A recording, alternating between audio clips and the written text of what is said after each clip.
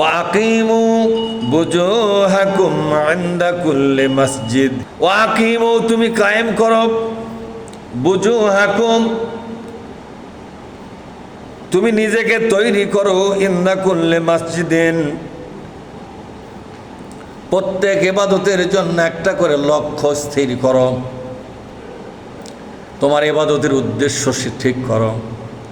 কেন ইবাদত করতেছো, কেন জিকির করতেছো, কেন কোরআন পড়তেছো, কেন নামাজ আদায় করতেছো, কেন হজ করতেছো, কেন যাকাত দাও, কেন মানুষকে সালাম দাও, সবগুলি ইবাদতের একটা লক্ষ্য স্থির করো, উদ্দেশ্য ঠিক করো।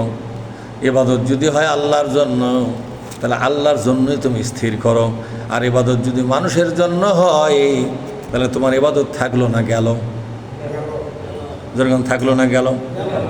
ইবাদত করতে হবে আল্লাহকে দেখাবার জন্য, না মানুষকে দেখাবার জন্য? আল্লাহকে দেখাবার জন্য। এই জন্য প্রত্যেক ইবাদত উদ্দেশ্য হলো আপনি নিজে আল্লাহওয়ালা হবেন। প্রত্যেক ইবাদতের টার্গেট হলো আপনার নিজেকে আল্লাহর জন্য আপনি তৈরি করবেন। প্রত্যেক ইবাদতের টার্গেট আছে না নাই? বলেন তো, রোজার টার্গেট কি? রোজার টার্গেট হলো তাকওয়া অর্জন করা, পরহেজগারিতা অর্জন করা। হজের টার্গেট হলো গুণামুক্ত থাকা। কি মুক্ত থাকা? জোরে কোন? গুণামুক্ত থাকা। আর আল্লাহর সৈনিক হিসাবে নিজেকে এই ময়দানের একজন লড়াইকারী লোক হিসাবে তৈরি করা।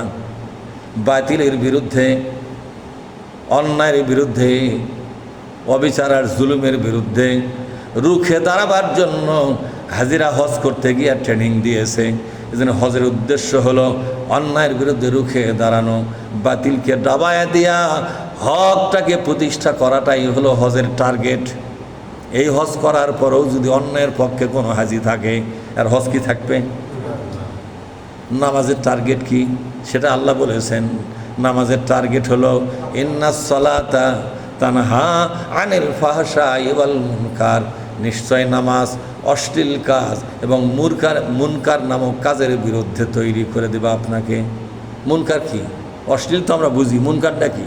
মুনকার হলো সেই কাজ, যেই কাজটা, যেই কথা, যেই বিধান আল্লাহর কোরআনের বিপরীতে চলে গেছে, সেটাই হলো মুনকার। আল্লাহর কোরআন রসুলের হাদিসের বিপরীতে যা কিছু গেছে, এটা হলো মুনকার। এই মুনকারের বিরুদ্ধে তৈরি থাকতে হবে, মুনকারের বিরুদ্ধে লড়াই করতে হবে। এটা হলো নামাজের শিক্ষা, নামাজের উদ্দেশ্য। এভাবে জিকির আজকারের উদ্দেশ্য কি? প্রত্যেকটি ইবাদতের একটা করে উদ্দেশ্য আছে না নাই? যখন তাই আল্লাহ পাক বলছেন প্রত্যেক ইবাদতের একটা করে উদ্দেশ্য আছে, সে উদ্দেশ্যকে সফল করার জন্য ইবাদতটা তুমি করো। সুবহানাল্লাহ।